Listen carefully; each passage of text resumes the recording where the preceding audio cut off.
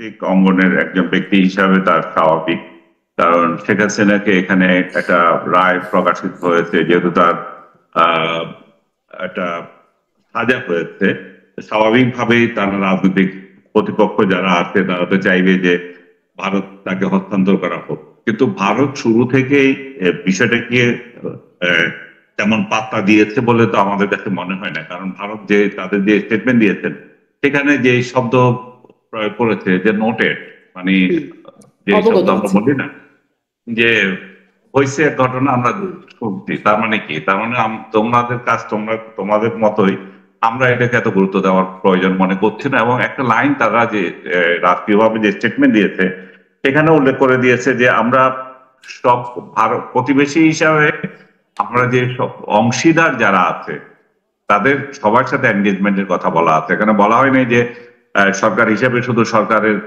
সাথে তার এনগেজমেন্ট, সে অংশীদার যারা আছে বাংলাদেশের জনগণের এই শব্দটা আছে এখানে। বাংলাদেশের হুম, জনগণ বলতে এখানে সব রাজনৈতিক দলকে সে বুঝিয়েছে, তার মানে সেখানে আওয়ামী লীগকেও বাদ দেওয়া হয়নি। তো সবার সঙ্গে আলোচনা করে দেন তার ডিসিশন আছে। আর ভারত থেকে পাঠানোর মতো তো কোনো বড় ধরনের কোনো আহ হাতিয়ার আমাদের কাছে নাই, একমাত্র এক্সট্রাডিশন ট্রিটি ছাড়া।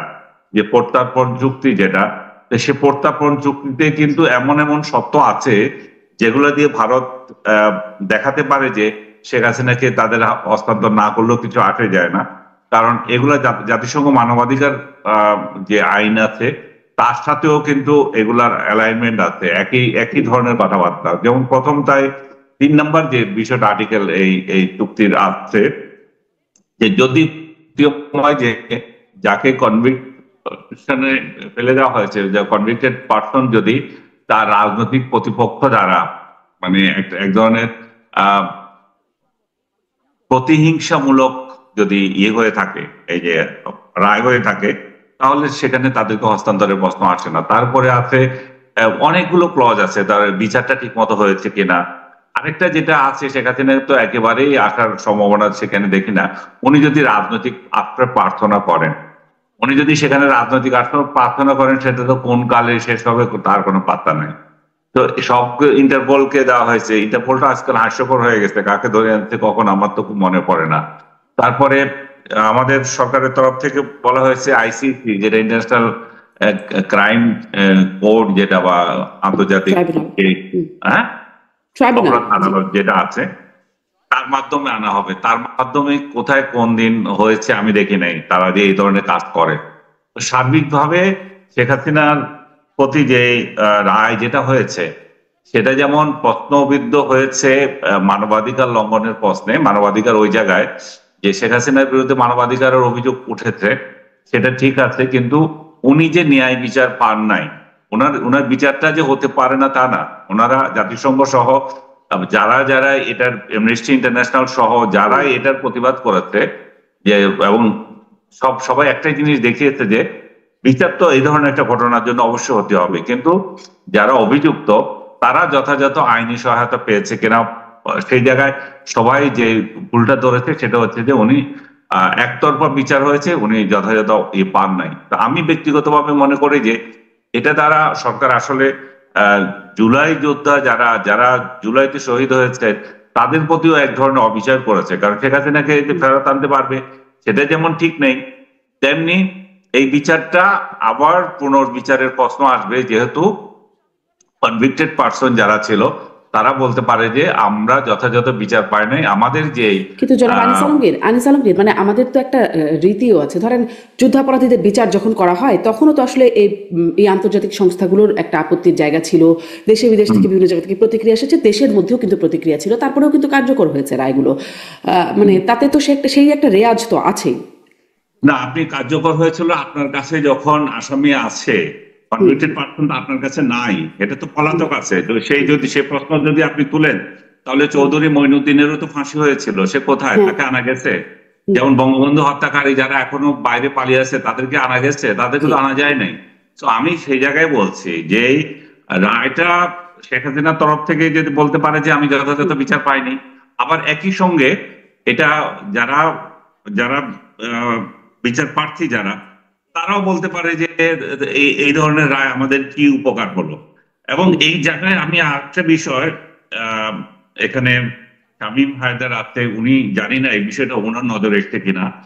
আরেকটা বিষয় হচ্ছে, আপনি খেয়াল করে দেখেন, যে বিচারটা হলো, সেই বিচারের যে আরেকটা দুর্বলতা হচ্ছে যে শেখ হাসিনা, কামাল এবং হুম, পুলিশ সাবেক আইজিপি। প্রধান, হুম।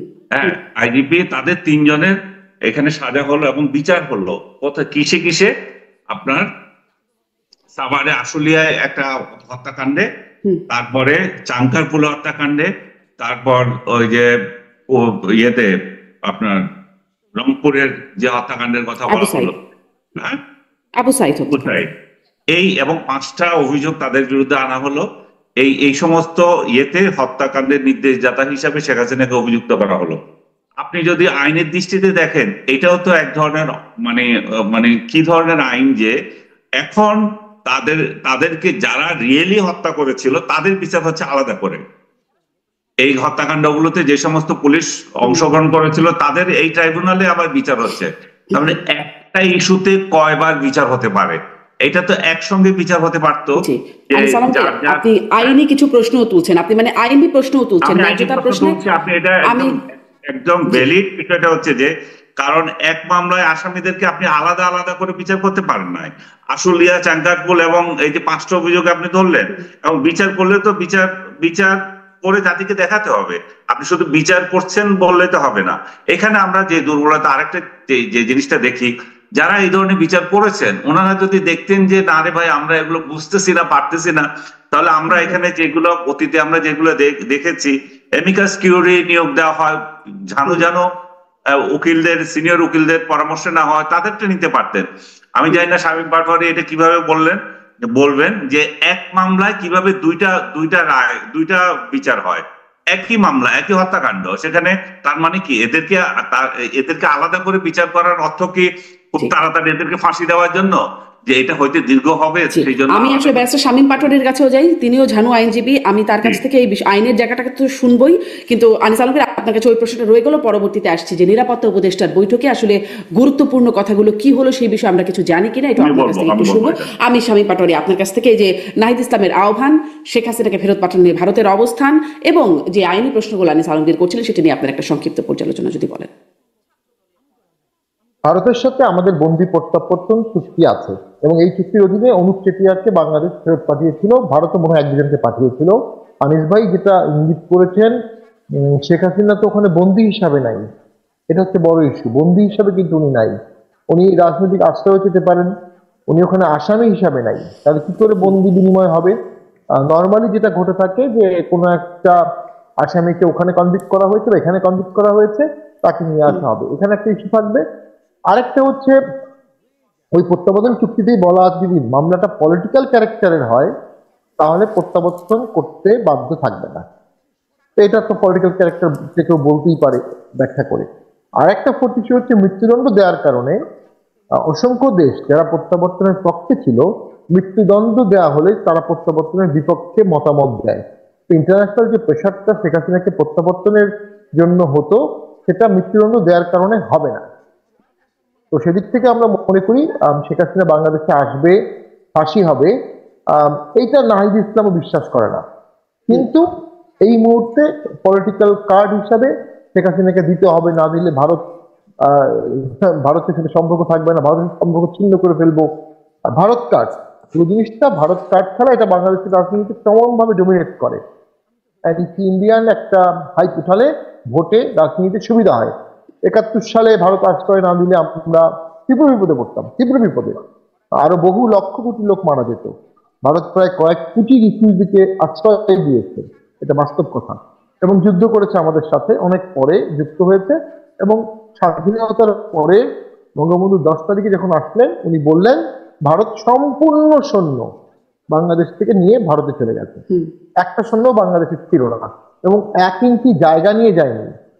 তো এরপরেও ভারতের সাথে আমাদের জনগণের রিলেশনটা তৈরি হয়নি কয়েকটা কারণে। একটা হচ্ছে আওয়ামী লীগের পরপর 3টা ভোট করার কারণে এই দেশের বাকি সব দল এবং ভোটাররা মনে করে ভারতের প্রচ্ছন্ন সহযোগিতায় ভোটগুলো করা হয়েছে, ভারত শুধু আওয়ামী লীগ ছাড়া আর কোনো দলের সাথে সম্পর্ক করতে আগ্রহী না। এটাও পুরোপুরি সত্য না, ভিজিবল হয়েছে। এখন না, জাতীয় পার্টির সাথেও রেখেছে আর কি, মানে আওয়ামী লীগের সাথে যারা ছিল তাদের সাথে। তাদের সাথে জিয়াউর রহমানও ভারতে গিয়েছিলেন, মোবারক ঈদের সেই সময় ভারতে গিয়েছিলেন, জিয়াউর রহমানও গিয়েছিলেন, সবার সাথেই ছিল। কিন্তু 14 থেকে আসলে ব্যাপারটা একটু অন্যরকম ভাবে সবার কাছে প্রতীয়মান হয়েছে। এখন দেখি যারা ভারতের বিরুদ্ধে তীব্র ভাষায় কথা বলছে তারা কিছু জিনিস অনুভব করছে না।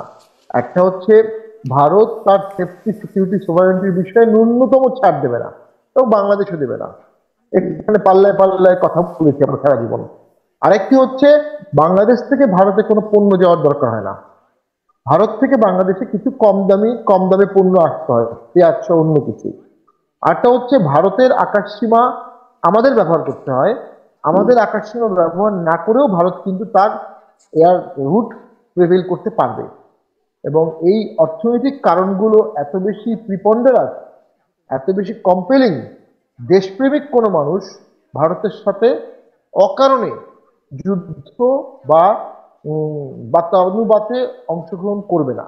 শেখ হাসিনা থাকা পর্যন্ত ব্যাপারটা একরকম ছিল, এখন শেখ হাসিনা নাই। এখন ভারতকে উস্কানিমূলক বক্তব্য দেওয়ার অর্থ হচ্ছে কিছু লোক, কিছু নেতা বিশৃঙ্খলা চাচ্ছে, যুদ্ধ চাচ্ছে, তারা একটা কনফ্লিক্ট চাচ্ছে। কনফ্লিক্ট হলে দেশে ইলেকশন হবে না, ওয়ার টাইম গভর্নমেন্ট হবে, ইন্টারন্যাশনাল স্টেক হোল্ডার আসবে, পিস কিপিং আসবে। এটা আমি আগেও বলেছি, 1 বছর আগেও বলেছিলাম। এখনো সেদিকেই বাংলাদেশ যাচ্ছে। তো তারা রাজনৈতিকভাবে আমি মনে করি দেশপ্রেমিকটা দেশের মানুষকে ভালোবাসে না। এটা 16 কোটি 18 কোটি লোকের একটা দেশ। এটা অর্থনীতি এলোমেলো হলে দুর্ভিক্ষের সম্ভাবনা দেখা যায়, চালের সংকট, এখানে আমাদের ক্রাইসিস আমরা অবশ্যই সেক্ষেত্রে ওয়ার অ্যাভয়েড করতে হবে। War invitation is not a politics. তো আমরা পাকিস্তান 71 সালে তো পাকিস্তান আমাদেরকে যুদ্ধ চাপিয়ে দিয়েছে। বঙ্গবন্ধু তো ওয়ার অ্যাভয়েডের সর্বোচ্চ চেষ্টা করেছেন, 25 তারিখ পর্যন্ত আলোচনা করেছেন। উনি ভোটে জিতেছেন, উনি এখন সংসদে যাবেন, প্রধানমন্ত্রী হবে, এখানে আলোচনার কি আছে? কিন্তু উনি আলোচনা করেছেন 25 তারিখ পর্যন্ত, এবং খুব ভালো মতোই বুঝছিলেন আলোচনা ফেল হবে। এবং 24 তারিখে তাকে ওই বেলুচিস্তানের কাকি বললো তুমি কি ভাবছো, উনি বললেন আমি কিন্তু একজন মুসলিম লিগার ছিলাম। অর্থাৎ উনি ইউনাইটেড পাকিস্তান ভাঙতে চাননি, যুদ্ধ চাননি। ফাতিমাতেও কিন্তু উনি পূর্ণাঙ্গ যুদ্ধ ঘোষণা করেননি, এটা নিয়ে অনেকে ক্ষুব্ধ আছে। কিন্তু পাকিস্তান 26শে মার্চ আমাদের যুদ্ধ চাপিয়ে দিয়েছে। যে পাকিস্তান যুদ্ধ চাপিয়ে দিয়েছে সে পাকিস্তানের জাহাজ এখন আমাদের এখানে আসতেছে, সে পাকিস্তানের পররাষ্ট্রমন্ত্রী বা সে পাকিস্তানের সেনারা আমাদের এখানে আসতেছে। তো এগুলো তো রং মেসেজ যাচ্ছে। বাংলাদেশের অর্থনৈতিক সক্ষমতা, মানে পাকিস্তান কি হেল্প করতে পারবে, কতটুকু পারবে? পাকিস্তানের একটা নিউক্লিয়ার বোমা আছে, ওরা পাথর খেয়ে নিউক্লিয়ার বোমা একটা করেছে, একটাই করেছে। ওটা তো যে কোনো ডিফেন্স স্ট্র্যাটেজির অনেকগুলো ধাপের পরের ধাপ। তো তার আগের যে স্টেজগুলো সেগুলো তো আমাদেরকে হ্যান্ডেল করতে হবে। মানে আপনি আসলে সম্পর্কের কথা বলছেন, যে সম্পর্ক করে আমাদের আসলে কি হচ্ছে, আমরা কি পাচ্ছি, সেই প্রশ্নগুলো একটা থাকে। কিন্তু মানে হ্যাঁ, কিন্তু ওই যে জায়গাটা, মানে রায় হয়েছে, বাংলাদেশের ট্রাইব্যুনালের রায়, বাংলাদেশের বিচারে রায় হয়েছে, রায়ের বাস্তবায়ন তো দলগুলো চাইবেই, তাই না? তারা তো বাস্তবায়ন করতে হলে শেখ হাসিনাকে ফেরত পাঠাতেই হবে। সেখানে মানে তারা তো এই মানে দাবিটা করবেই, তাদের তো দাবি ছিল শেখ হাসিনার বিচার হবে, এবং এটিও দাবি ছিল ফাঁসি চাই শেখ হাসিনার, আগে থেকে তাদের এই দাবি ছিল, সেটিরই এখন একটা রায় হিসেবে আসলো। তো তারা তো এটা চাইবেই নাকি ব্যারিস্টার শামীম পাটোয়ারি? আর ওই যে আলোচনার কথা যে আপনি বলছেন, নিরাপত্তা উপদেষ্টা কি আলোচনা করলেন, সেটি কি আপনারা মানে দুজনের কাছে এই প্রশ্ন আছে, কেউ জানেন যে কি আসলে আলোচনা হলো, গুরুত্বপূর্ণ বিষয়ে কি? এটা তো আমরা কখনোই আভ্যন্তরীণ আলোচনা জানতে পারবো না। তবে একদিন আগে উনি চলে গেছেন, একদিন আগে তাকে ডাকা হয়েছে, এবং একদিন আগে তিনি হন্তদন্ত হয়ে চলে গেছেন। এই একদিন আগে কেন গেলেন এটি আমি মনে করি অত্যন্ত পলিটিক্সের কোশ্চেনের দাবিদার। দিল্লিতে কিছু বোম ব্লাস্ট হয়েছে এবং বিভিন্ন জায়গায় কিছু বোম ব্লাস্ট হয়েছে, এবং বাংলাদেশের একটি জঙ্গি সংগঠন দাবি করেছেন যে তারা এটা করেছেন, জঙ্গির সাথে সম্পৃক্ত আছে। দেখুন, আমি সবসময় একটা জিনিস অনুভব করেছি, বিগত জুলাই আগস্ট আন্দোলনের সময় খুব স্বল্প সময়ের মধ্যেই কিন্তু জেলখানা থেকে বেশ কিছু জঙ্গি নেতাকে বের করে আনা হয়েছে, জঙ্গি স্টাইলে একদম ওয়াল ভেঙে দিয়ে তারপর করা হয়েছে। এবং গত 1 বছর অনেক জঙ্গি নেতা জামিন পেয়েছে, অসংখ্য অস্ত্র লুট হয়েছে, এই অস্ত্রগুলো এখনো বাংলাদেশে আছে। এবং মাননীয় স্থানীয় সরকার অ্যাডভাইজার আসিফ সাহেব বলেছেন যে প্রয়োজনে তারা অস্ত্র হাতে নিতেন, অস্ত্রের ব্যবস্থা তাদের ছিল। সেই অস্ত্রগুলো কোথায় আছে? এখনো বাংলাদেশেই আছে। এগুলো থাকা অবস্থায় আপনি ভোট কিভাবে করবেন আমি জানি না। কিন্তু বাংলাদেশ একটা এক্সট্রিম ইনকিউবেটর অফ টেরোরিজম হতে পারে। এটা দরিদ্র দেশ, মুসলিম দেশ, পার্শ্ববর্তী দেশের বিরুদ্ধে একটা ক্ষোভ রাগ আছে। এখানে কাশ্মীর ইস্যুতে অনেকে আন্দোলিত হয়, গাজা ইস্যুতে আন্দোলিত হয়, কিন্তু বাড়ির পাশে ন্যায় বিচারটা কেউ করতে পারে না। আমাদের বাংলাদেশি কালচার এটা আছে। তাই যদি হয়ে থাকে, ভবিষ্যতে এখানে টেরোরিজমের একটা রিস্ক আছে। সেই রিস্কটা আমার মনে হয়, এটা আমি না জেনে বলছি, অজিত দোভাল সেই রিস্কটা জানিয়েছেন। এবং এই ধরনের রিস্কের সবচেয়ে ভয় হলো এটা একটা প্রিএমটিভ স্ট্রাইকিং এর জাস্টিফিকেশন তৈরি করে। যে যে কারণে আমেরিকা সাদ্দামকে অ্যাটাক করেছিল, যে কারণে আমেরিকা আফগানিস্তানকে অ্যাটাক করেছিল, প্রিএমটিভ স্ট্রাইক ওই 1/11 এর বোম বাস্টের পরে তারা দুটো দেশ দখল করেছে। তো আমি মনে করি ভারত যেন প্রিএমটিভ স্ট্রাইকের কোনো জাস্টিফিকেশন না পায়। জামাতের আমির সাহেব বলেছেন না, 50 লক্ষ বাঙালি মুসলিম তলোয়ার হাতে যুদ্ধ করবে। সত্য, 50 লক্ষ কেন, 2-3 কোটি করবে। নায়েবে আমির, হ্যাঁ। আমরাও করবো। যুদ্ধটা কি স্থলপথে হবে? যুদ্ধ তো এখন স্থলপথে হয় না, ড্রোন দিয়ে হয়, ক্ষেপণাস্ত্র দিয়ে হয়, মিসাইল দিয়ে হয়। তো আমরা হয়তো বুঝতেও পারবো না যুদ্ধ কোত্থেকে হচ্ছে। তো এইখানেই আমাদের সক্ষমতার প্রশ্নটা জানতে হবে। অবশ্যই ভারতের সাথে, শেষ করে দিচ্ছি, মর্যাদাপূর্ণ সমান সমান ভাবে সম্পর্ক রাখতে হবে। ভারত থেকে যদি আমাদের এখানে টেররিস্ট অ্যাটাকের ভয় থাকে, এটা ভারতকে জানাতে হবে। আমাদের এখান থেকে ভারতে যদি টেররিস্ট অ্যাটাকের ভয় থাকে, ভারত সেটা জানাবে এবং সেটা সরকারকে কনসার্নটাকে রেইজ করে নিয়ে সমাধান করতে হবে। জি, অনেক ধন্যবাদ ব্যাসেস পাটোয়ারি। আপনি আনিস আলমগীর, আপনিও বলছিলেন যে আপনিও বলবেন নিরাপত্তা উপদেষ্টাদের মধ্যে কি আলোচনা হলো, সেই বিষয়টা কোনো পক্ষই কেন সেটি প্রকাশ করলো না। জানা যাচ্ছে কিনা, আপনি সাংবাদিক হিসেবে খোঁজ খবর রাখেন, জানেন কিনা যে কি হলো, কি আলোচনা? না, এটা জানার কোনো কারণ আমরা তো পাচ্ছি না। আলোচনা হয়েছে সেটুকুই। তারা বাংলাদেশ, ইভেন ইন্ডিয়ান মিডিয়া এটাকে কোনো পাত্তা দেয় নাই, কারণ ইন্ডিয়ান মিডিয়া এটার কোনো খোঁজ দেয় নাই। কারণ ইন্ডিয়ান মিডিয়া যেটা ইউজ করেছে সেটা হচ্ছে বাংলাদেশ হাইকমিশন থেকে যে প্রেস রিলিজ দেওয়া হয়েছে, আলাপ হয়েছে, সেটা দেখা হয়েছে, আলাপ হয়েছে। এবং একটা ইনফরমেশন শুধু এখানে দেখতে পাচ্ছি, সেটা হচ্ছে যে অজিত দোভালকে বাংলাদেশে আসার আমন্ত্রণ জানিয়েছে।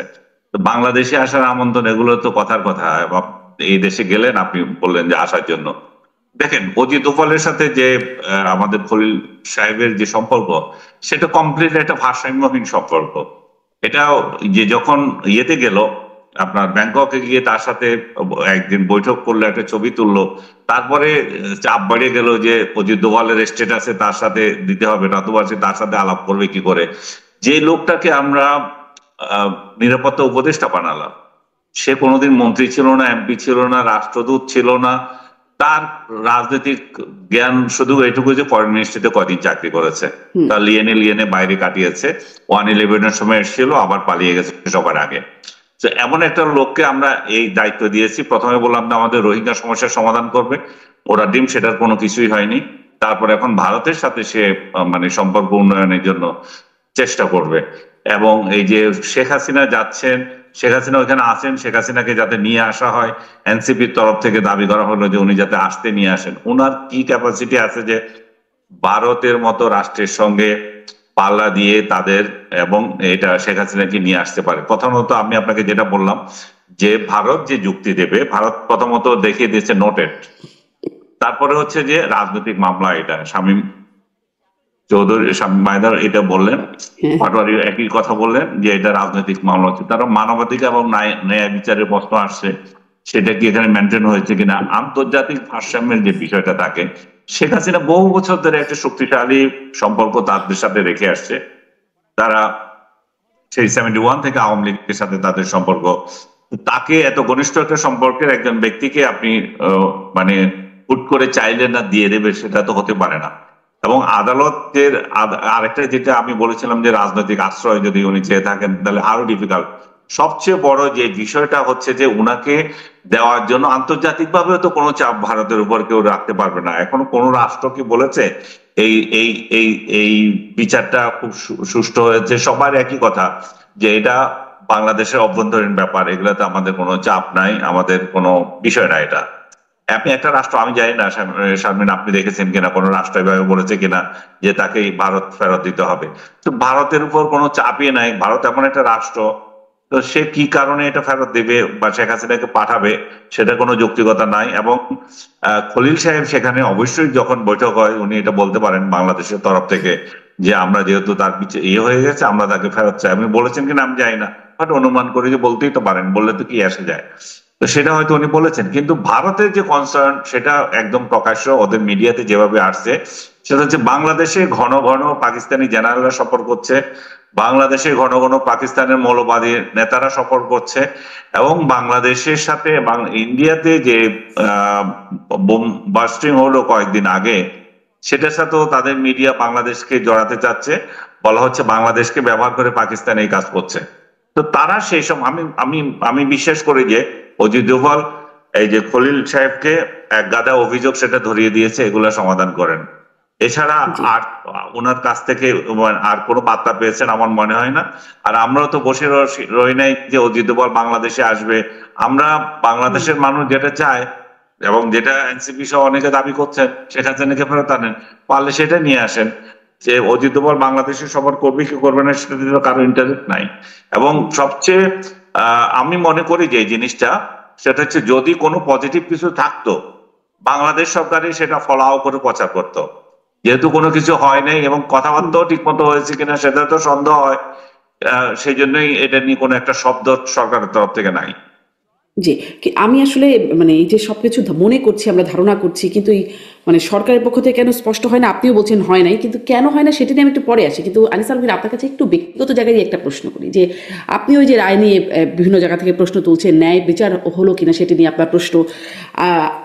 দেখছিলাম ঢাকা বিশ্ববিদ্যালয় সহ মানে বিশ্ববিদ্যালয়ের 1001 জন, বস্তুত সংখ্যাটি আসলে 6 শতাধিক বলে পরবর্তীতে দেখা যাচ্ছে, শিক্ষক তারা একটি বিবৃতি দিয়েছেন শেখ হাসিনার রায়ের ন্যায্যতা বা ন্যায় বিচার হয়নি এরকম একটা মর্মে, যদিও আবার সেটাকে অনেকে ভুয়া বিবৃতিও বলছেন। তবে সেইটার পরপরই মানে বিশ্ববিদ্যালয়গুলোর শিবির নিয়ন্ত্রিত বিশ্ববিদ্যালয় মানে ছাত্র সংসদগুলো যেখানে শিবির নিয়ন্ত্রিত, ডাকসু জাকসু এদিকে রাকসু চাকসু, সেই বিশ্ববিদ্যালয়গুলোর কেন্দ্রীয় সংসদ তারা এটির শক্ত প্রতিবাদ জানাচ্ছে এবং শিক্ষকদের চাকরিচ্যুতির দাবি করছে। এবং সাদিক কায়েম ঢাকা বিশ্ববিদ্যালয়ের ভিপি তিনি বলছেন যে তাদেরকে বাংলাদেশেই থাকতে দেওয়া হবে না, তাদেরকে নির্মূল করে দেওয়া হবে। ডেপুটি রেজিস্ট্রার ঢাকা বিশ্ববিদ্যালয়ের তিনি তো আই ডোন্ট কেয়ার লেখা ফটোকার্ডটি শেয়ার করায় তাকে তো পুলিশেই দিয়ে দিল এবং পুলিশ ধরেও নিয়ে গেল। তো এরকম আপনিও যে প্রশ্ন তুলছেন, আপনি কি এগুলো নিয়ে হুমকি ধামকি কোনো রকম ভয় পাচ্ছেন না? মানে তাদেরকে তো বাংলাদেশেই থাকতে দেওয়া হবে না। আমি তো রায়ের সমালোচনা করছি। শেখ হাসিনাকে যে সাজা দেওয়া হয়েছে এই সাজা নিয়ে তো আমার মাথা ব্যথা নাই। আমি বলছি সাজাটা যেভাবে দেওয়া হয়েছে সেই প্রক্রিয়াটা ঠিক হয়নি, এবং প্রক্রিয়াটা ঠিক মতো না হওয়ার কারণে যেটা হচ্ছে যে জুলাইতে যারা শহীদ হয়েছে তাদের আত্মীয় স্বজনও ঠিক মতো বিচারটা পেল না। এখানে একমাত্র শুধু হচ্ছে শেখ হাসিনাকে আপনি মানবাধিকার বঞ্চিত করলেন তা না, আরেক দিক দিয়ে যারা জুলাই শহীদ তাদেরকেও অধিকার বঞ্চিত করলেন। ওই অন্যরা যেভাবে দাবি করছে সেটা হচ্ছে দলীয় দৃষ্টিকোণ থেকে তারা হয়তো এই বিশেষ কোনো রাজনৈতিক দলের মতাদর্শের টিচাররা যেভাবে আমরা অতীত দেখেছিলাম শেখ হাসিনার পক্ষে নিয়ে বিবৃতি দেওয়া, খালেদা জিয়ার পক্ষের বিবৃতি দেওয়া, ওই বিবৃতি গোষ্ঠীতে হয়তো কেউ পড়ে গেছে, তাদের নিয়ে কথা হচ্ছে। বাট তারপরেও আমি বলবো যে প্রত্যেকেরই মত প্রকাশের স্বাধীনতা থাকা উচিত। এখন যে ছাত্র শিবির নিয়ন্ত্রিত বিশ্ববিদ্যালয়গুলো, ছাত্র সংসদ বা আদার্স যখন এগুলো নিয়ে কথা বলে, তাহলে তাদেরকে আমরা স্মরণ করে দিতে চাই যে তাহলে আর শেখ হাসিনার পরিবর্তন কি দরকার ছিল? এটা তো একই ঘটনা হলো যে আমার বিরুদ্ধে কথা বলা মানে হচ্ছে ইয়েতে যেতে হবে, জেলে যেতে হবে।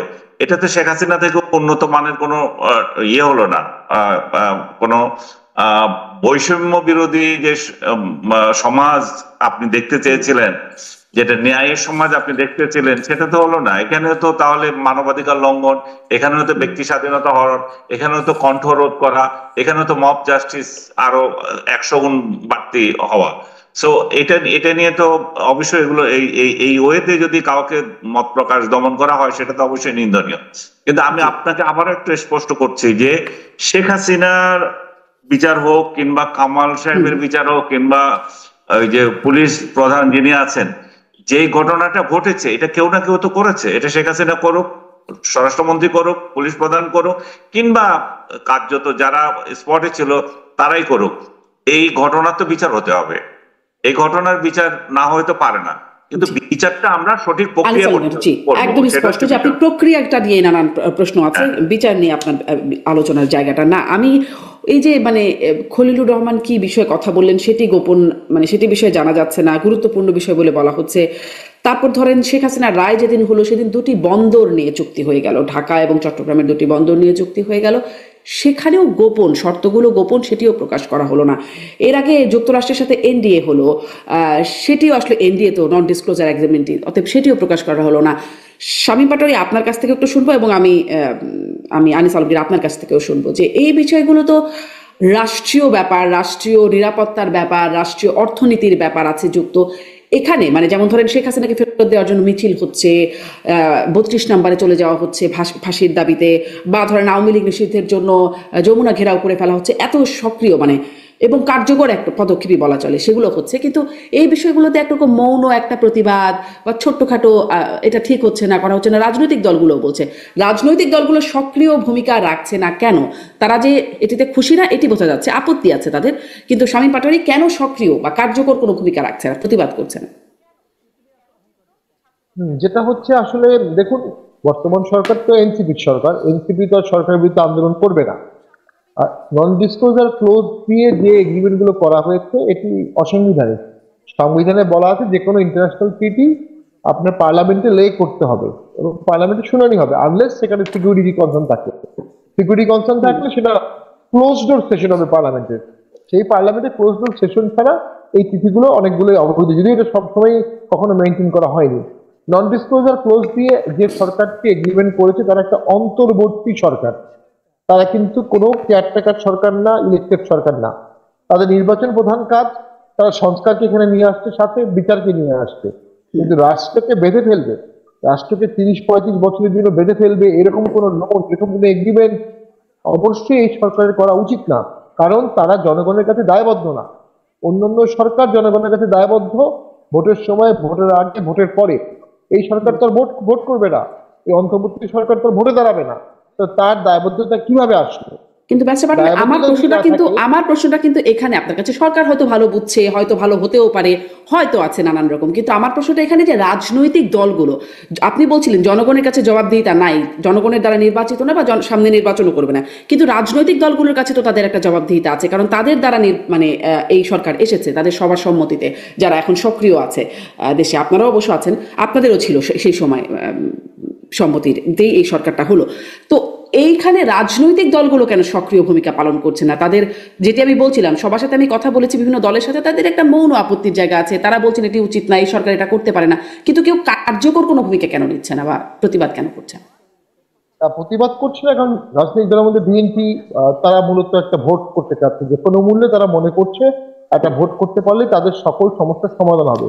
প্র্যাকটিক্যালি আমরা যেটা অনুভব করি, যে বাকি দলগুলোর মধ্যে জামাত এবং এনসিপি এবং সরকার এই সিদ্ধান্তের সাথে একমত। ইনফ্যাক্ট তারা একত্রে এই কাজটি করেছে আমার যেটা মনে হয়, এবং অনেক বিষয়ে আমরা দেখতে পাই জামাত, এনসিপি এবং সরকারের মধ্যে একটা ভালো যোগসূত্র আছে, আর সাথে এবি পার্টিও আছে। তো এই সব মিলিয়ে একটি আসলে শক্তি উৎস। তো আমরা যেটা অনুভব করছি যে এই ধরনের এনআরকি এখন করা হচ্ছে, শেখ হাসিনাকে ফেরত দাও, 32 নম্বর ভিউ, এটা একটা ডাইভার্সন টেকনিক হতে পারে। এর মাধ্যমে একটা বড় ইস্যুকে ধামাচাপা দিয়ে ডাইভার্স করা হচ্ছে। 33 বছরের জন্য চুক্তিটি খুব স্বল্প প্রক্রিয়ায় করা হয়েছে, 17 দিন বা 13 দিনে। এটি নর্মালি একটা চুক্তি করার যে প্রোটোকল থাকে সেই প্রোটোকলটা ফলো করা হয়নি। তো সেখানে একটা তাড়াহুড়া ছিল, সেখানে একটা অতি আগ্রহ ছিল। এর মাধ্যমে জাতির কি আগ্রহ হবে সেটি বলা হচ্ছে না, বলা হচ্ছে 250 কোটি টাকা সাইনিং মানি পাওয়া হবে। তো এটা তো আমাদের ইকোনমির জন্য পিনাট। এই জিনিসগুলো টোটালি প্রধান উপদেষ্টা এক্সপ্লেইন করা উচিত ছিল, স্টেক হোল্ডারদের কাছে দেওয়া উচিত ছিল। যেহেতু পার্লামেন্ট নাই, বিকল্প হিসেবে সমস্ত স্টেক হোল্ডারের সাথে আলোচনা করে তারপর করা উচিত ছিল।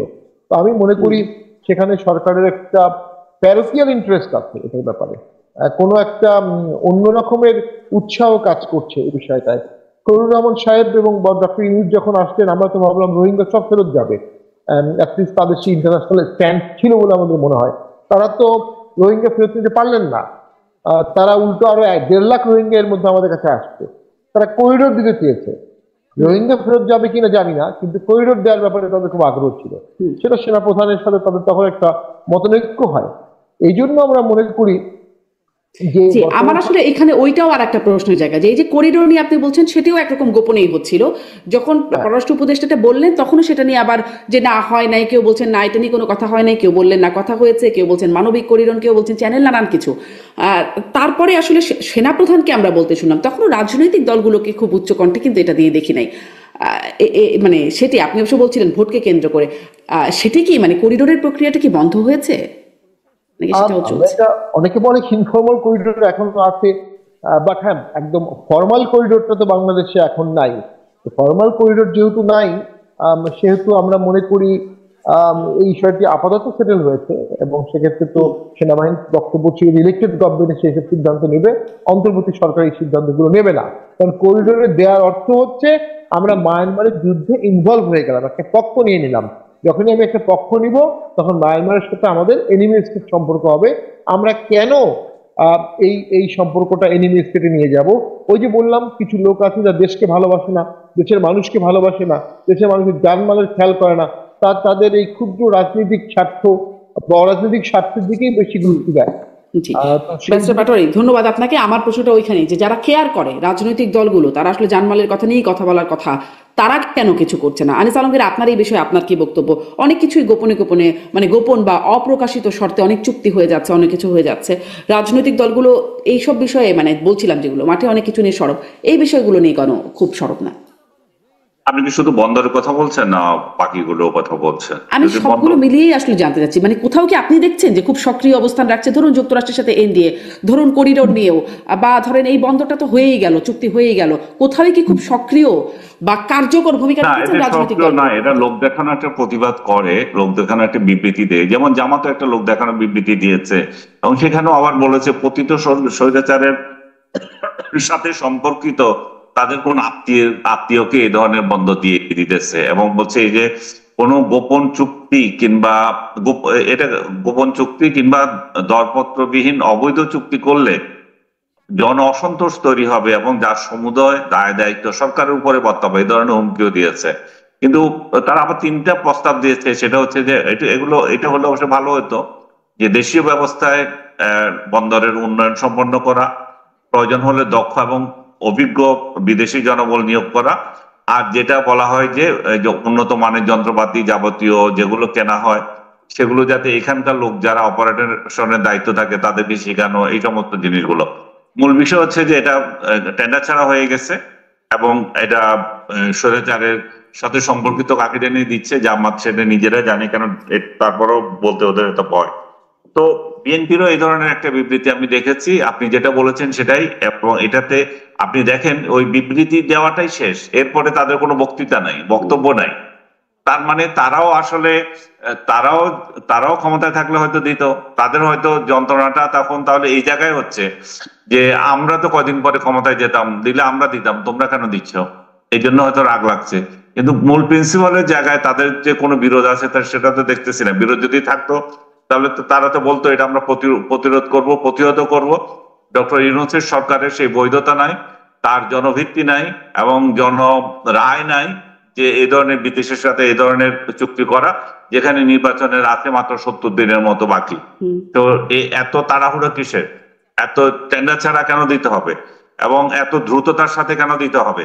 তাও তাও সবকিছুর উপরে আপনি যদি দেখেন গোপনে কেন দিতে হবে? এই চুক্তিটা যে হচ্ছে দেশের জনগণের অর্ধেকে বেশিরভাগ জনগণই জানে না, এবং যেদিন এই চুক্তি করা হচ্ছে সেদিন শেখ হাসিনা রায় পড়তেছে আর এখানে কন্টিনেন্টাল হোটেলে এই চুক্তি হইতেছে, এবং এদিকে 32 নম্বর ভাঙার একটা আয়োজন করে দিচ্ছে, পুরো মিডিয়ার পুরো চোখ এখানে রেখে দেওয়া হয়েছে যাতে কন্টিনেন্টাল ঘেরাও করার মতো তিনটা লোকও পাওয়া না যায়। তো তার মানে কি দাঁড়াচ্ছে? তার মানে হচ্ছে যে এখানে কিছু না কিছু স্বার্থ রয়ে গেছে। বিদেশিদেরকে বন্ধ দিয়ে দেওয়ার জন্য ডক্টর ইউনূস তো 2006 সালে যখন নোবেল পুরস্কার পেয়ে আসবেন তখনই বলেছেন যে বন্দর যদি দিয়ে চট্টগ্রাম বন্দর দিয়ে দেন বিরাট বিরাট কিছু হয়ে যাবে, দেশে উন্নয়নে ভেসে যাবে। এবং প্রথম আলো আপনি যদি দেখে থাকেন যে সেই লিড স্টোরি এখন একটু ভাইরাল হয়েছে যে 2006 সালে উনি যে বক্তৃতা দিয়েছিলেন বন্ধ দিয়ে দেওয়ার জন্য। তো উনার তাহলে মাথার মধ্যে বন্দর রয়ে গেছে আজ থেকে 20 বছর আগে থেকে, এই বন্দর দিয়ে দিতে হবে। উনি ক্ষমতা পেয়ে সেটাই বাস্তবায়ন করছেন এবং উনার সারগ্রেদরা যারা আছে তারা উনার পরামর্শই করছেন। ওনার পরামর্শ ছাড়া তো তাহলে এটা হয়নি। এখন উনি কেন এই দেশকে কিভাবে দিয়ে দিচ্ছেন অন্যের হাতে, সেটা আবার একটা বিষয় হচ্ছে যে এটা কি অলাভজনক কিনা, এটা উনি দেশের মহা ক্ষতি করছে কিনা। মহা ক্ষতি করছেন, লাভ কি করতেছেন সেটাও তো উনি জনগণকে বুঝাতে পারছেন না। লাভটা কি সেটা যদি উনি প্রকাশ্যে জনগণকে বুঝাতে পারতেন, চুক্তির সত্য কি সেটা যদি জনগণের কাছে ডিসকাস করতেন, তাহলে এখানে বোঝা যেত যে স্বচ্ছতা আছে, এখানে ওনার ভালো নিয়ত আছে। রাজনৈতিক দলগুলো হয়তো ক্ষমতায় এসে এইগুলো করবে না, সেই জন্য উনি নিজ থেকে আগে থেকে করে ফেলছেন। যেভাবে উনি সংস্কার করছেন, রাজনৈতিক দলগুলোর উপর কোনো বিশ্বাস নাই, সংস্কার করছেন, সনদ করছেন, সনদ করে করে এই ছোট জগন্নাথ একটা পার্লামেন্ট বানাবেন, সেই পার্লামেন্টের লোকজন যাবে, বসবে, এবং উনি যা করে গেছেন এগুলোকে হ্যাঁ হ্যাঁ করবেন। এছাড়া তো জি আমি দেখছি না। জি, এই পার্লামেন্ট করবেন বা ভোট, এই ভোটের জন্য অনেক কিছু অনেক রাজনৈতিক দল করছে বা করছে না, সেই বিষয়গুলো আলোচনায় আসছিল। সেটি নিয়ে আসলে সেই ভোট বা নির্বাচনটাই আসলে কতটা সামনে আপনারা দেখতে পাচ্ছেন সেটি নিয়ে একটু করবো, কিন্তু প্রশ্নটা করবো। কিন্তু আনিস আলমগীর, আপনি 32 নম্বরের প্রসঙ্গটা জানলেন যে সেখানে যেভাবে আসলে সেই ভাঙচুরকারীদেরকে দমন করা হলো সেটিরও একটা সমালোচনা হচ্ছে। আমরা দেখলাম যে ডিসি মাসুদ তিনি পিনাকি ভট্টাচার্যের একটা মানে তার ভাষণ বা তার নির্দেশনা শুনালেন, এবং তারপরে তারা অনেকটা আশ্বস্ত হয়ে তারা ফিরে যাচ্ছে, এই অংশটুকু আমরা দেখেছি। মানে আপনি সেনাবাহিনী পুলিশের সক্ষমতাটা কিভাবে দেখছেন? আর তখন এর আগের বারে যখন 32 নম্বর ভাঙা হলো তখন কেউ কিছু করলো না, এবার খুব সরব হয়ে গেল সেনাবাহিনী 32 নম্বর বাঁচাতে, পুলিশ, সেনাবাহিনী বা যৌথ বাহিনী। এটার পেছনেও আপনি কারণ কি দেখেন? এটা হচ্ছে ন্যাক্কারজনক ঘটনা, যেটা 5 ফেব্রুয়ারিতে ঘটে গেছে। সেই ন্যাক্কারজনক ঘটনা যাতে আবার না ঘটে এবং একটু দেখানো আর কি, যে আমরা প্রতিরোধ করছি। উনি নীরবে একবার ভাঙতে দিয়েছেন, ভাঙতে দিয়ে বিশ্বের কাছে বাংলাদেশকে হেয় করেছেন এবং মব কালচার চালু করেছেন। সেই মব কালচারের ধারাবাহিকতা এটা হয়েছে। এবং এই যে উনি যে প্রিভেন্ট করেছেন কয়েকটা ইট রক্ষার জন্য, ইট রক্ষা করলেন, এটা কিন্তু এই ইটগুলো রক্ষা হবে না। এই পিনাকি বা আদার্স বা এই ধরনের গোষ্ঠীগুলো আবার এগুলো ভাঙার জন্য আন্দোলন করবে, আবার যাবে, এগুলো চলতেই থাকবে। উনি হ্যাঁ, যেটা করা হচ্ছিল, তিনি কারণ তো সেই নির্দেশনাও বলেছেন, ফিরে যাবার জন্য যখন নির্দেশনা দিচ্ছেন তার ফোনে যেটি শোনানো হচ্ছে সেখানেও বলছেন আজকের মতো ফিরে যেতে, পরে এটাকে গুড়িয়ে দেওয়া হবে বা ভেঙে ফেলা হবে। তার মানে কি দাঁড়াচ্ছে? তার মানে হচ্ছে যে এই ন্যাক্কারজনক কাজ যেটা ওরা করেছিল, সেই ন্যাক্কারজনক কাজ করবেই। এবং পুলিশ বা আর্মি যারা ওই দিন পিনাকির এটা শুনিয়েছিল, তারা এর থেকেও বড় ন্যাক্কারজনক মেরুদণ্ডহীন কাজ করেছে। তাহলে আর প্রশাসনের কি দরকার? পিনাকি তো রাষ্ট্র চালাতে পারে, পিনাকির প্লেন আনিয়ে এখানে সেনাপ্রধান করে দিলে তো হয়। তাহলে সেই এগুলা সামাল দিবে, পুলিশ প্রদান করে দিলে হয়। এটা কারা এটা দিয়েছে জানি না, যদি সেনাবাহিনী যদি এটা অ্যালাউ করে থাকে তাহলে তাকে সেনা প্রদান করা হোক। পুলিশেরা যদি এটা করে থাকে, পিনাকির আওয়াজ লাগিয়ে যদি এটা দমন করতে হয়, তাহলে পুলিশ প্রধান তাকে বানিয়ে দেওয়া হোক। তাহলে তো এগুলো এত হাঙ্গামার প্রয়োজন হয় না। জি আমি যেটা জি, বলতে আসলে চাচ্ছি সেটা হচ্ছে যে এই যে কালচার যেটা শুরু হয়েছে, ভাঙচুর এবং এই পরস্পর করা, এটা কিন্তু কোন সরকারের পক্ষে সম্ভব না দমন করা। ডক্টর ইউনূস যেটা করেছেন সেটা আপনি আগামীতেও আবার পারবেন না। কেন পারবেন না? কারণ 32 নাম্বারকে রক্ষা করতে হলে একমাত্র রক্ষাকারী হচ্ছে আওয়ামী লীগ। আওয়ামী লীগ মাঠে নাই বলে এটা 32 নম্বর ভাঙার জন্য সাহস করছে অন্যেরা। আপনি যখন রাজনীতির দলগুলোর মধ্যে ভারসাম্য নষ্ট করে দেন, তখন এই ভারসাম্যহীনতার কারণেই তো এটার সুযোগ পাচ্ছে। আপনি ভারসাম্যহীন রাজনীতির সমাজ একটা তৈরি করে দিলেন, আর পুলিশকে বলছেন যে এটা পাহারা দেওয়ার জন্য। পুলিশের পক্ষে এটা পাহারা দেওয়া সম্ভব না, কোনোদিনও সম্ভব না। সেই কারণে তারা পিনাকির আশ্রয় নিতে হয়। এবং আপনি এই কথা তো অনেকে রাগ করেন, উনি ক্ষমতা থেকে চলে গেলে উনার সংশ্লিষ্ট যে প্রতিষ্ঠানগুলো আছে এগুলো একই কায়দায় একই কালচারে ভাঙা হবে। তখনও কিন্তু রাজনৈতিক সরকার যে থাকবে তার পুলিশ বাহিনী এটা রক্ষা করতে পারবে না। কারণ এই কালচার যখন শুরু হয়ে যায়, এটা দমন করার জন্য রাজনৈতিক জি ভারসাম্য দরকার। ডক্টর ইউনূসের পেছনে এমন কোন রাজনৈতিক শক্তি নাই যে উনার প্রতিষ্ঠানগুলো রক্ষা করবে, কারণ উনার তো রাজনৈতিক দল নাই। জি, এটা মানে যখন একটা যতদিন পর্যন্ত ভাঙার সংস্কৃতি চলছে। ততদিন পর্যন্ত এই সমস্যাটা চলতে থাকবে। জি, আনিস আলমগীর, ধন্যবাদ আপনাকে। ভাঙার সংস্কৃতি মানে প্রশ্ন জাগে যে অনেক কিছুই তো ভাঙা হলো, এর মধ্যে গড়া হলো কি কি, সেই প্রশ্নটা আসলে হয়তো উত্তর খুঁজতে হবে। কিন্তু আমি ব্যারিস্টার পাটোয়ারি, ভোটের জন্য অনেক কিছু করছেন, অনেকে অনেক কিছু করা থেকে বিরত থাকছেন রাজনৈতিক দলগুলো, অনেক প্রতিবাদও মৌনভাবে বা মিনমিন করে দিচ্ছেন।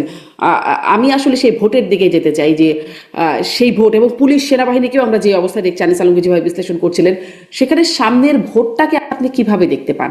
এবং এই প্রশ্নের আগে আপনার কাছে এটিও করতে চাই, জাতীয় পার্টির আসলে অবস্থান কি? ভোটে কি তারা থাকছে? জাতীয় পার্টি কি আছে ভোটে নাকি নাই? দুঃখিত, বিএনপি এবং জামাতে ইসলাম তারা তাদের প্রার্থী ঘোষণা করছে, জাতীয় পার্টির কি অবস্থা? দেখুন, 17 তারিখে যখন মব ভাঙার জন্য গেছে, একটা ট্রাস্টের প্রপার্টি, ওটা ব্যক্তি প্রপার্টি না, এখনো প্রপার্টিটা জনগণের হয়নি, আপনি আরেকজনের প্রপার্টি ভাঙতে যাচ্ছেন, পুলিশ সেখানে বাধা দিয়েছে এবং সেনাবাহিনী গিয়েছে, সেনাবাহিনীকে অকথ্য ভাষায় কথা বলা হয়েছে, পুলিশকে অকথ্য ভাষায় সেনাবাহিনী, পুলিশ এক পর্যায়ে লাঠিচার্জ করেছে, শক্তি প্রয়োগ করেছে, খুবই ন্যাচারাল। এবং সেনাবাহিনীকে যেভাবে কথা বলা হয়েছে, পুলিশকে যেভাবে কথা বলা হয়েছে, ভবিষ্যতে আর কোনো মব হলে তারা আগাবে কিনা এই ডাউট। এবং সেই মবের ভিকটিম যদি আজকের এই ভাঙন আন্দোলনকারী ছেলেপেলেরা হয় বা বর্তমান সরকারের কে হয়, তখনও পুলিশ আর্মি কতটা দ্রুত যাবে, কারণ তাদের সেই ব্যাকবোন, তাদের সেই কনফিডেন্স, তাদের সেই ডিগনিটি নষ্ট হয়ে যাচ্ছে এইগুলো ফেস করতেই। এবং দেখেন ডিসি মাসুদ একটা কথা বলেছে, তাকে আবার সেই কথাটা কত এক্সপ্লেইন করে আবার ব্যাখ্যা করতে হলো যে কেন বলেছে। তো এইখানে তো রাষ্ট্র দুর্বল হয়ে গেল, সরকার দুর্বল হয়ে গেল। আপনি ঠিক ভোটের সময় এটা চিন্তা করেন, কোনো একটা জায়গায় এমন কেউ জিতে যাচ্ছে যেটা এদের পছন্দ হচ্ছে না, এরা ঠিক এরকম একটা সিন সেট করছে এবং পুলিশ প্রশাসন হেজিটেট করছে। এই হচ্ছে দেশের এখন পরিস্থিতি, ল অ্যান্ড অর্ডার যে অবস্থায় আছে, ভোট, সুষ্ঠু ভোটের কোনো সম্ভাবনা নেই, সম্পূর্ণ একটা পাতানো ভোট হতে পারে। এবং সেই পাতানো প্রশাসন সাজানো হয়েছে, সেখানে সমস্যা একটাই, সমস্যাটা হলো জাতীয় পার্টি। জাতীয় পার্টি 40 বছরের পুরনো দল, 9টা ভোট করেছে। জাতীয় পার্টি যদি ভোটে দাঁড়ায় এবং শক্তিশালী ভাবে দাঁড়ায়, তাহলে অনেকের ভোটের হিসাব মিলছে না। এই জায়গাতেই সবাই জাতীয় পার্টিকে বাদ দিতে চাচ্ছে। যেমন জাতীয় পার্টি থাকলে বিএনপি একটি স্পেস পাবে, যে বিএনপিকে বলা যাবে না যে আমরা ভোটে যাব না, তখন বিএনপি তোমরা গেলেও জাতীয় পার্টি আছে। তো ওই জায়গায় বিএনপির সাথে দর কষাকষি কমে যাবে। আবার অনেকের ভয় আছে মধ্যপন্থার ভোটগুলো, আওয়ামী লীগের ভোটগুলো জাতীয় পার্টিতে আসতে পারে, যদিও আওয়ামী লীগ আমার ধারণা ভোট প্রতিহত করবে, ভোট কাউকেই দিবে না। এই সমস্ত বিচারে জাতীয় পার্টিকে সংলাপে ডাকা হলো না। নির্বাচন কমিশন তার শপথ ভঙ্গ করলেন। নির্বাচন কমিশন শপথ নিয়েছেন তিনি স্বাধীনভাবে কাজ করবেন, ইয়াতে বলা আছে, সংবিধানে বলা আছে, এবং ব্যক্তিগত ইন্টারেস্টে ঊর্ধ্বে। এখন উনি কি করলেন, 42টা বা 43টা দলকে ডাকলেন আর 7টা দলকে ডাকলেন না। উনি কিভাবে এটাকে ডিভাইড করলেন, কোনটাকে ডাকবেন কোনটাকে ডাকবেন না? উনি নিবন্ধিত সবাইকে ডাকা উচিত ছিল, অমুক হুমকি দিয়েছে, অমুক মব করবে, এটা বলেছে নির্বাচন কমিশনের সচিব পর্যন্ত বলেছে যে আমরা এটা নিয়ে বললে মবের কি হবো। মানে পুলিশ মবের ভয় পাচ্ছে, আর্মি পুলিশ মবের ভয় পাচ্ছে, নির্বাচন কমিশন মবের ভয় পাচ্ছে, তাহলে তো সরকারটা তো গণপ্রজাতন্ত্রী মব সরকার হয়ে গেছে, মব প্রজাতন্ত্রী সরকার হয়ে গেছে। তাই যদি হয়ে থাকে, তাহলে ভোট কিভাবে হবে, জাতীয় পার্টি সেই ভোটে যাবে কিনা, সেটা ইয়েট টু সি। আমরা অবজার্ভ করছি কি ঘটে, কিভাবে কি যাচ্ছে। আজকেও তো আমাদের ব্যানের জন্য মিছিল করা হলো, মিটিং করা হলো, বিশাল। আমরা দেখতে চাই নির্বাচন কমিশন সুষ্ঠু ভোট করতে সক্ষম। নির্বাচন কমিশন যদি লেজে গোবরে মার্কা একটা ভোট করে ফেলে, তাহলে সেটা 14 থেকেও খারাপ হবে এবং সেই সরকারের পরিণতিও 14 সরকারের থেকেও খারাপ হবে। সেই ফাঁদে কিছু রাজনৈতিক দল পা দিচ্ছে, বুঝে না বুঝে। এবং আপনারা কি মানে কোন দিকে পা দিচ্ছেন? আপনারা কি কোনো দর কষাকষিতে আছেন? আপনারা কি নির্বাচনের জন্য প্রস্তুতি নিচ্ছেন? মানে আপনাদের কি করছেন এখন? আমরা নির্বাচনের জন্য প্রস্তুত। আমাদের প্রার্থী কিছুদিন আগেও ভোট করেছে, তার আগেও করেছে। আমাদের শক্তিশালী জায়গাগুলোর প্রার্থী নিশ্চিত করা আছে, কিন্তু আমরা আমাদের প্রার্থী, আমাদের পোলিং এজেন্ট, আমাদের কর্মীদেরকে হাত পা বেঁধে সাঁতার কাটতে পুকুরে ফেলে দিতে পারি না। বর্তমান সরকার এবং নির্বাচন কমিশন জাতীয় পার্টিকে হাত পা বেঁধে নিয়ন্ত্রিত ভোটে অংশগ্রহণ করার জন্য আহ্বান জানাচ্ছে, যে জাতীয় পার্টি ভোট করতে কোনো বাধা নাই, কিন্তু আমরা ওদেরকে ডাকবো না, কথা বলবো না, আমরা ওদেরকে ডাকলে মবের ভিত্তিম হবো। তো ভোটের সময় তারা বলবে যে ওদের মার্কা তো আছে ব্যালটে, জনগণ দিলে দেবে, না দিলে ওদেরকে যদি মারা হয় ওদেরকে কি করা হবে। তো আমরা নিজেরাও যখন মাঠে যাচ্ছি, আমি নিজে দিনাজপুরে গিয়েছিলাম, সেখানে আমাদেরকে প্রোগ্রাম করতে দেয়নি। কেরানীগঞ্জে গিয়েছি, দেখি ওসি সাহেব নিজে তালা দিয়ে দিয়েছে অডিটোরিয়ামে। ময়মনসিংহের প্রোগ্রাম হলরুম সব দেয়া আছে, আগের দিন সবাই না করছে, ঠিক হবে না নিরাপত্তা জনিত কারণে। ওই এনসিপি বা গণ অধিকার পরিষদ তারা হুমকি দেয়, সেই হুমকির রেসপন্সে তারা আমাদেরকে প্রোগ্রাম করতে দেয়। আমাদের গণতান্ত্রিক অধিকার ক্ষুণ্ণ হচ্ছে। তাহলে আমরা মনে করি এই পরিবেশে ভোট সুষ্ঠু হওয়ার কোনো আলামত আমরা দেখছি না। তাই হয়ে থাকে তাহলে সেই ভোটটা আমরা অংশগ্রহণ করবো কিনা সেটা পার্টি ফ্রম আমরা আলাপ করবো। তো আমরা এই মুহূর্তে সিদ্ধান্ত নিতে যাচ্ছি না, আমরা জি, অবজার্ভ করছি। মানে বর্তমান আপনারা এখনো সরকার এবং নির্বাচন কমিশন সুস্থ করতে হওয়ার আগ্রহ নাই। জি, ধন্যবাদ ব্যারিস্টার শামীম পাটোয়ারি। আমি আনিস আলমগীর, আপনার কাছে ভোট সুষ্ঠু হওয়ার লক্ষণ আপনি কতটা দেখছেন? হ্যাঁ, সজীব অজিত জয় সাবেক প্রধানমন্ত্রীর পুত্র, তিনি একটা একরকম বার্তা বা একরকম হুমকি দিয়ে রেখেছেন যে তাদের যদি নিষেধাজ্ঞা তোলা না হয়, তাদেরকে যদি নির্বাচনে অংশগ্রহণ করতে না দেওয়া হয়, তাহলে কর্মীরা সহিংস হতে পারে, এরকম একটা বার্তা তার আছে। এর আগেই কিন্তু জানিয়েছে নির্বাচন কমিশন যে 67% কেন্দ্র ঝুঁকিপূর্ণ। তার উপরে আছে গণভোট নিয়ে, সেই ভোটের দিন নাকি আগে, এটা নিয়ে এখনো দ্বন্দ্ব কাটে নাই। এবং বিএনপির পক্ষ থেকে অনেকেই, সিনিয়র নেতাদের অনেকেই আসলে গণভোটের নায়ের পক্ষে একরকম বক্তব্য দিচ্ছেন, আলোচনা করছেন। তো সবকিছু মিলিয়ে সামনে ভোটটা কেমন হবে বলে মনে হচ্ছে? আপনি যে প্রশ্ন করেছেন সবগুলোতে মধ্যেই তো এই তথ্য রয়ে গেছে। প্রথমে আপনি বললেন যে সহিংসতা হওয়ার সম্ভাবনা আছে, কারণ সজীব ওয়াজেদ জয় যেটা বলেছেন, এবং সেটা স্বাভাবিক। আপনি যখন আমার দলকে সারফেসে রাজনীতি করতে না দেন, তাহলে তো আমি দলে রাজনীতি করব, নিষিদ্ধ রাজনীতি করব, সেই জায়গায় তো সহিংসতা আসবেই। কারণ তখন আপনি কাকে ধরবেন? আপনি যদি তাদেরকে প্রকাশ্য রাজনীতি করতে দিতেন, কারা এই আহ্বান জানাচ্ছে, কারা অন্যায় করছে, তাদেরকে ধরতে পারতেন। এখন কাকে ধরবেন? সেই জায়গায় তারা যদি রাজনীতির সুযোগ না পায়, তারা যে এই সমস্ত যে ইলেকশন গুলো তাদের বিরুদ্ধে বদনাম, তারা তো সেই সময় কাউকে নিষিদ্ধ করেনি। কেউ ইলেকশন অংশগ্রহণ করেছে কি করে নাই সেটা প্রশ্ন ছিল, কিন্তু তারা কোনো রাজনৈতিক দলকে নিষিদ্ধ করেনি ইলেকশনে করতে পারবে না। কিন্তু এই সরকার যদি নিষিদ্ধ করে, তাহলে তারা সেই রিভেঞ্জ তো নেওয়ার জন্য তাদের মতো করে প্রস্তুত নিতেই পারে। সেই জায়গায় মানে বলার মুক্ত সরকারে থাকে না তখন। আরেকটা বিষয় হচ্ছে যে ঝুঁকিপূর্ণ, এত শাশ্বত আমার মনে হচ্ছে তার থেকেও বেশি হবে। কারণ একতরফা ইলেকশন হচ্ছে, কোনো ভারসাম্য নাই, রাজনৈতিক ভারসাম্য নাই। এখানে আওয়ামী লীগ থাকলে বিএনপি কে ঠেকাইতো, বিএনপি থাকলে আওয়ামী লীগকে ঠেকাতো। তার মানে হচ্ছে কেন্দ্রে একটা ভারসাম্য থাকতো। এখন কেন্দ্র যার, মাস্তান যার, সে দখল করবে, এটা তো স্বাভাবিক। এবং পুলিশ প্রশাসন দাঁড়িয়ে থাকবে, আর্মি প্রশাসন দাঁড়িয়ে থাকবে। আর্মিকে যদিও এবার আইন শৃঙ্খলা রক্ষাকারী বাহিনীর সঙ্গে যুক্ত করা হয়েছে, তারপর আপনি দেখবেন যে তারা কোনো বড় ধরনের কোনো অ্যাকশন নেবে না। তারা কিভাবে নেবে? কারণ মব যেখানে তারা কোনো অংশ নিতে যাচ্ছে, কিছুক্ষণ আগে আপনি ডিসি মাসুদের কথা বললেন, সে একটা পদক্ষেপ নিতে গিয়েছিল, সে বলেছিল যে এরা টিভি, এদেরকে প্রতিরোধ করা কঠিন হবে, আরো লোক পাঠান। এটা তার বদনাম হয়ে গেছে, এবং শেষ পর্যন্ত সেই বদনাম গুছানোর জন্য তার একটার পর একটা বয়ান দিতে হচ্ছে, এবং পিনাকির বয়ান পর্যন্ত তাকে চালাতে হচ্ছে। এই যদি হয় পরিস্থিতি, তাহলে প্রশাসন কিভাবে ভোটের বাক্স রক্ষা করবে? এবং ভোট বাক্স রক্ষা না করা মানে তো হচ্ছে যে এখানে নিরপেক্ষ নির্বাচন হচ্ছে না। আপনি 47টা রাজনৈতিক দলের সঙ্গে বৈঠক করলেন, বাকি 7টা রাজনৈতিক দলের সাথে করলেন না, জাতীয় পার্টি সহ, ওয়ার্কার্স পার্টি, জাসদ, এদেরকে বাদ দিয়ে করলেন। এখন আবার বলতেছেন যে সংলাপে অংশ না নিলেও তোমরা রাজনীতি করতে পারবে, ইলেকশন করতে পারবে। শামীম হায়দার খুব ভালো করে বলেছিল, আপনার পা হাত বেঁধে আপনাকে যদি বলা হয় সাঁতার কাটার জন্য, আপনি কিভাবে করবেন? এবং আমি দেখতে পাচ্ছি যে শুধুমাত্র আওয়ামী লীগ নয়, আওয়ামী লীগের সঙ্গে জাতীয় পার্টি এবং এই বাকি দলগুলো অংশ না নেবে, এখানে অংশ নেবে না। তারা সুযোগ পেলেও অংশ নেবে না, এবং অংশ না নিয়ে তারা এই নির্বাচন যে একটা পার্টিকুলার ইলেকশন, এটা যে একপাক্ষিক নির্বাচন, সেটাই তারা প্রমাণ করার জন্য আগামীতে চেষ্টা করবে। এবং এই নির্বাচিত সরকার কয়দিন চলে, তখন সে প্রশ্ন তোলা হবে। জি, মানে নির্বাচন নিয়ে তাহলে সংখ্যা থেকেই যাচ্ছে। আর ওই বিষয়ে কি একটু, আমি আসলে একটু সরাসরি এই প্রশ্নটা করি, যেহেতু বিএনপির মানে অনেকেই তারা দলীয়ভাবে খুব সরাসরি বলছে না, যদিও মির্জা ফখরুল ইসলাম আলমগীর একটা নির্বাচনী আলোচনায় গিয়ে বলেছেন যে মানুষ মানুষ জুলাই সনদ বোঝে না, মানুষ বোঝে নির্বাচন। জয়নুল আবদিন ফারুক তিনিও বলেছেন যে গণভোটের না এর পক্ষে ভোট দেবেন, সেটা নিয়েও গণমাধ্যমে খবর এসেছে।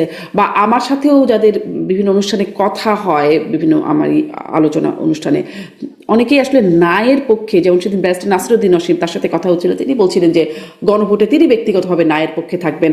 আমি আপনাদেরকেও যদি জিজ্ঞেস করি, আনিস আলমগীর, আপনি আসলে কি গণভোটে কোন পক্ষে থাকবেন? আমি গণভোটে নায়ের পক্ষে থাকবো। এর কারণ হচ্ছে যে আমি যাদেরকে ভোট দেব তাদেরকে পূর্ণ অধিকার দিতে চাই। তারা আমার ভাগ্য নির্ধারণ করার জন্য সেখানে যাবে।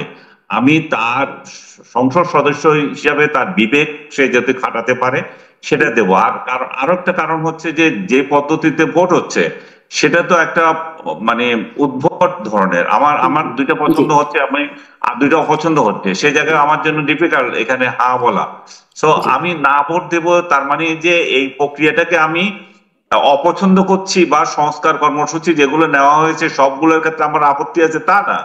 আমার আমার হচ্ছে যে যেহেতু যেহেতু এই এই সনদগুলো বাস্তবায়নের এবং অধিকাংশ ভালো ভালো যে সংস্কারগুলো সেগুলো যাতে সংসদ সদস্যরা বসে নিজেরা আপোষ করে ঠিক করতে পারে, তাদের আপোষ করার সুবিধার্থে জি আমি এটা করতে জি যাচ্ছি। স্পষ্ট, আপনি এবং কারণটাও আমি ব্যাখ্যা করলেন। আপনি বিএনপির যে কথাটা বললেন, বিএনপিও এই না ভোট দেওয়াটাও তাদের রাজনৈতিক দূরদর্শিতার জন্য ভালো হবে, যদিও তাদের বিরুদ্ধে সিভিয়ার ক্যাম্পেইন তুলবে যে সংস্কার বিরোধী তারা, কারণ তারা না ভোটের কথা বলতে।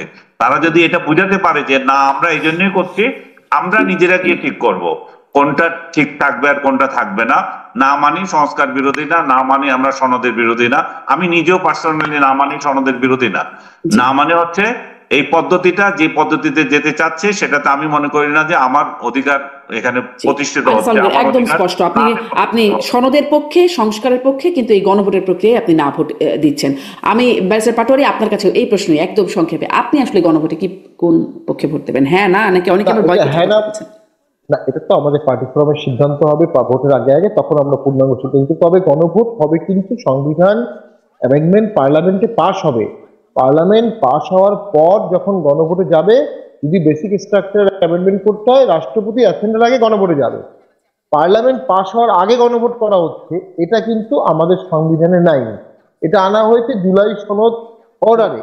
তাহলে মানে জুলাই সনদ সংবিধানে নাই এমন অনেক কিছুই তো এখন হচ্ছে, তাই না? এমন অনেক হচ্ছে তো। কিছু হচ্ছে যেগুলো আনঅ্যাভয়েডেবল, যেমন একটা সরকার লাগে এই জন্য সরকারটা করা হয়েছে।